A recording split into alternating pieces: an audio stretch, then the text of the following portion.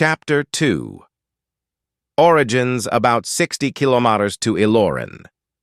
The capital of Kwara State and the then Ilorin province lies a small farming Ekiti settlement in the present Ekiti local government of Kwara State.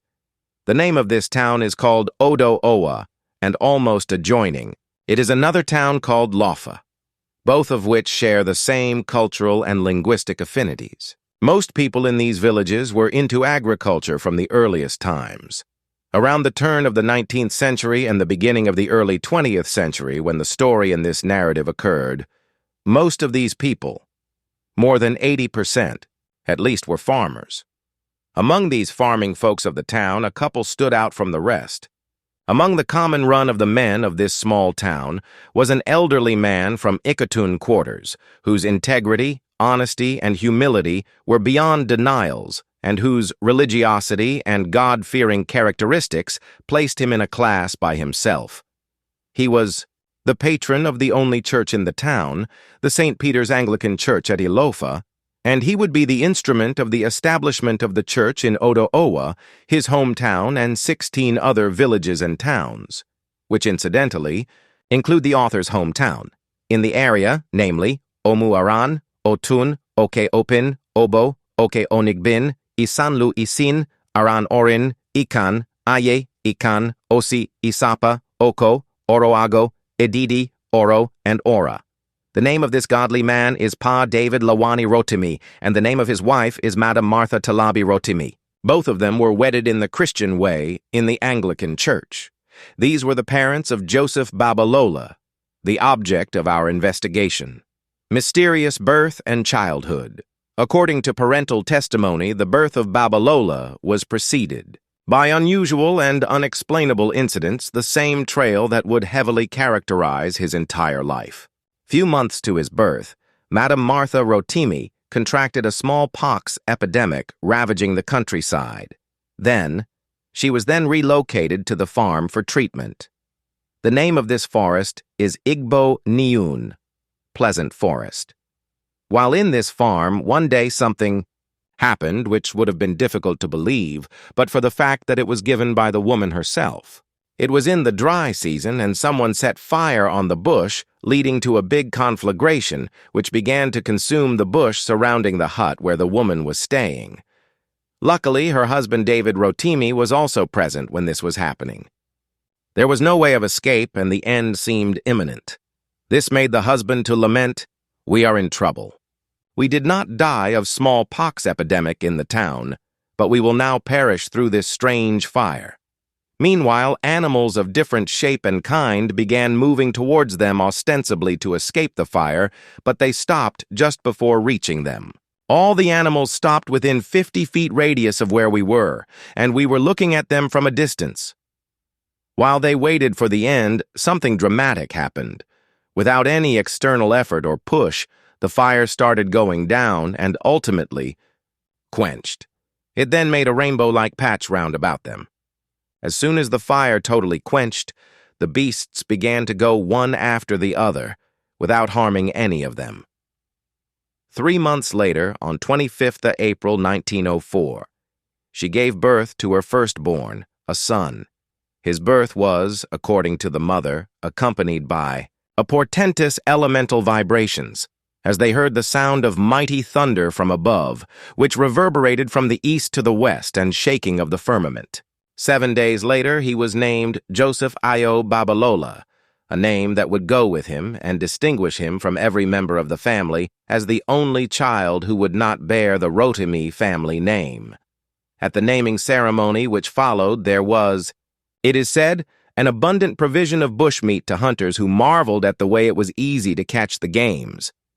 The signs of God's call were already on him from childhood, and the parents observed these.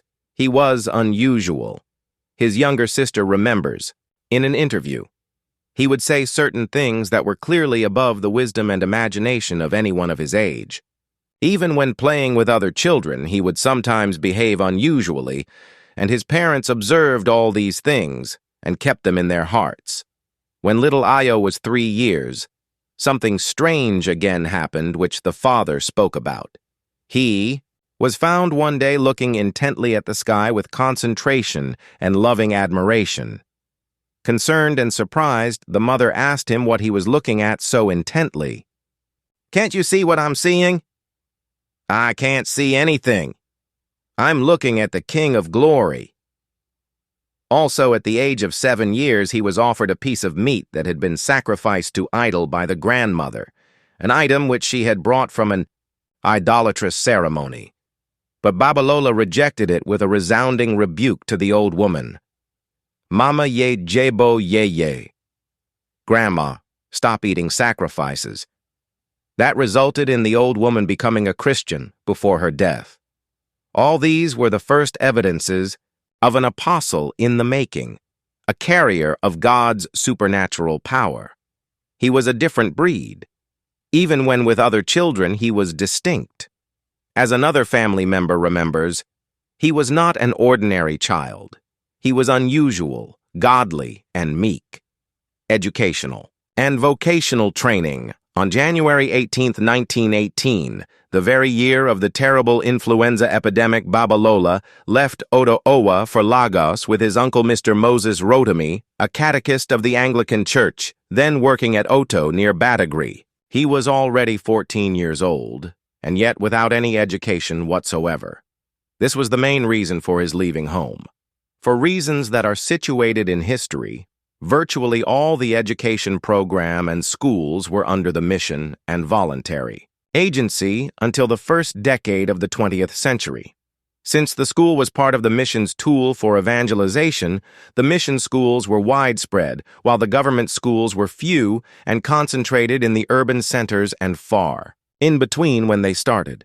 It is not surprising, then, that he attended mission school.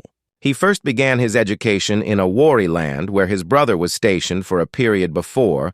On the transfer of his uncle, he moved to Lagos.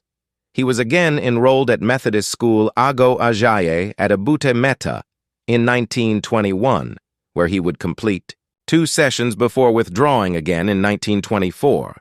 They moved to Oshogbo that same year, and after a period he was again enrolled at MCS school in the town. It was here he stayed to read up to Standard 5, Nigeria Reader 5, before he finally dropped out to learn a trade. His first trial was to learn blacksmithing, which he had mastered after a short time. But on the completion of his apprenticeship, he had no money to buy the equipment. Hence, he began to work in a hospital trying to raise the money. It was around this period he landed one of the biggest breakthroughs in life when he secured a job with Public Works Department as a roller driver. As a hard-working man, this job perfectly suited his personal characteristics, and the pay of $4 per month was not bad for someone who did not complete a Standard 6. As a matter of fact, that was a lot of money that time, even by his own admission. Public Works was the colonial creation assigned with the construction and maintenance of public facilities, especially roads. At the time Babalola joined them, they were working on Akurelesha Road. Having known something about fabrication, it was not difficult for him to master the roller, and within a short time he had his own gang and began to handle job to the satisfaction of his European supervisor, one Mr. Ferguson. This was 1928.